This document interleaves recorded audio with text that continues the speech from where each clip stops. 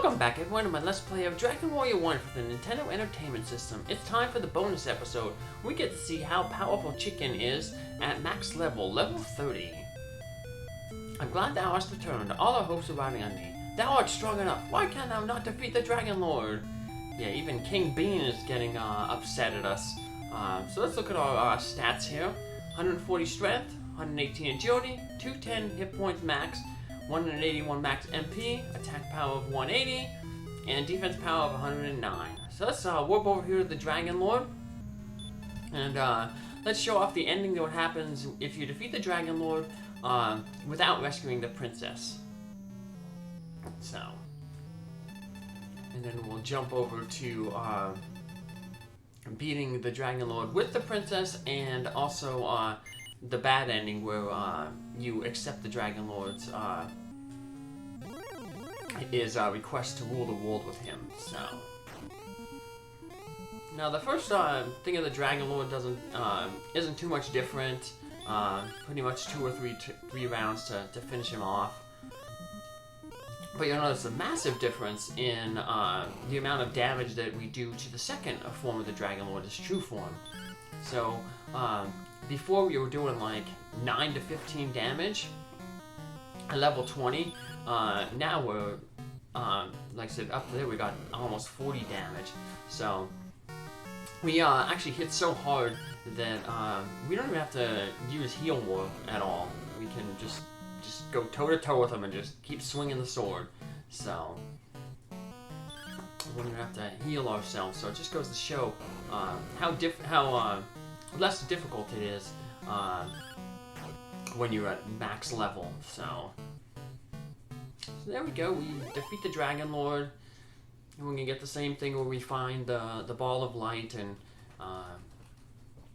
all the monsters flee, and we warp back to Tentacle Castle.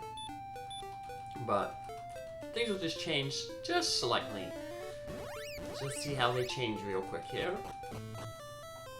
So everyone still says the same stuff. The legends have proven true. Thou art indeed of the line of Odric.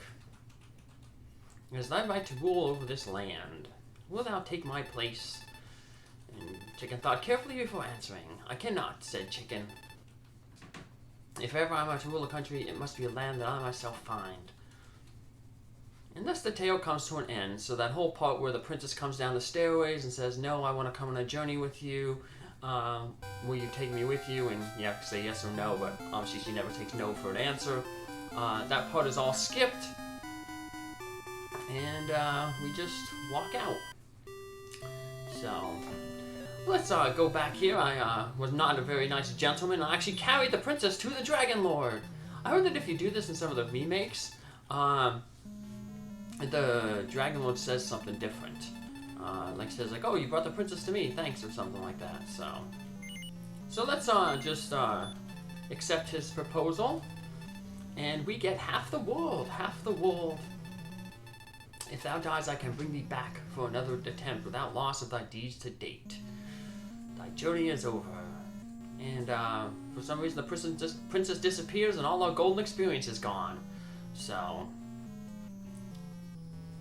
but this time we still have the princess, and we are going to get like the last ending, where we defeat the Dragonlord and then approach the king while carrying the princess. So this battle's a little bit harder, just because I don't get as good rolls, and the Dragonlord here, he, instead of wasting a spell on stop spell, actually hurts me with hurt more.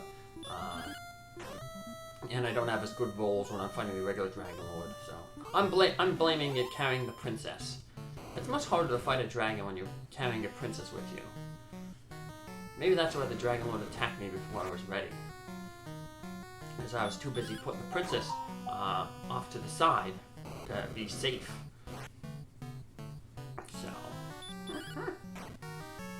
So yeah, pretty much another simple battle here.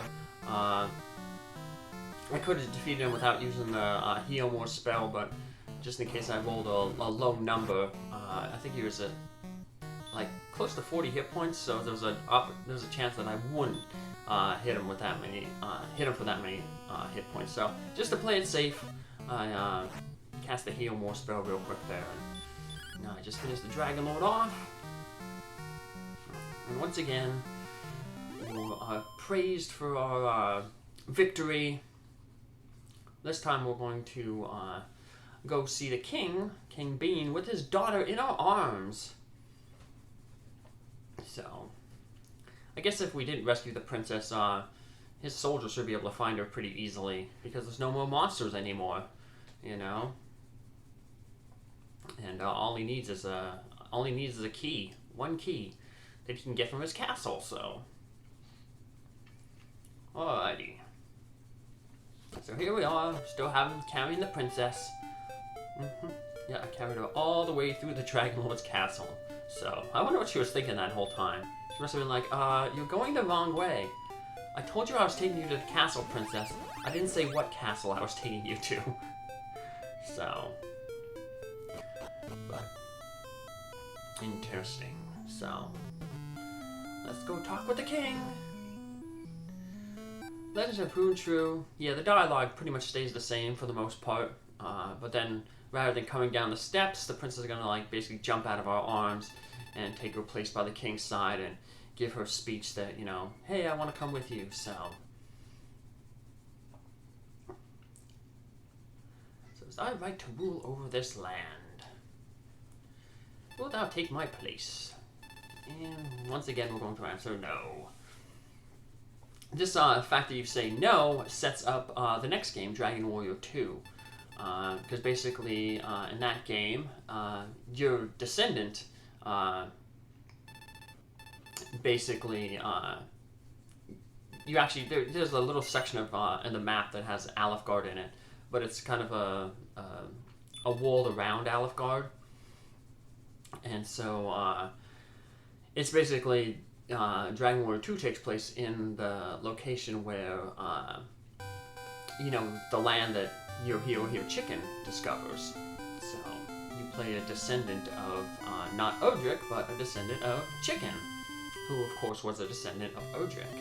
And then Dragon Warrior 3, the last in the trilogy, actually follows Odric, or the hero that will become Odric.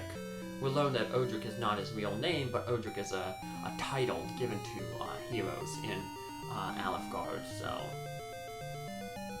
yeah, we got a whole new adventure coming up in Dragon Warrior 2. But like I said, the first 3 games, they all tie in with one another.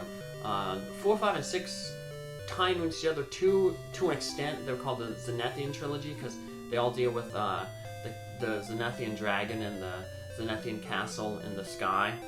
But other than that, like, they're not as closely tied as 1, 2, and 3 are. So it's kind of like Ultima in that sense. You have the 1, 2, and 3 were like the Age of Darkness. 4, 5, and 6 were the Age of Enlightenment. So, well, like I said, we'll end up playing the Ultimas then eventually, but got a bunch of these console ones to get through first. So, but anyway, like I said, this is the first role-playing game that I played. I got it free from Nintendo Power, and it just, like I said, opened the doors for enjoying this. So this game always has like a special place in my heart. I think games are designed, you know, to have fun, and you know, this game is one that you can have a lot of fun with because it's not really hard. You know, sometimes it's grindy, but you know, it's not something that's going to mentally exhaust you and make you frustrated. So it's just all in all a good time. So take care, have a good one, and I hope to see you back for Dragon Warrior 2. Take care.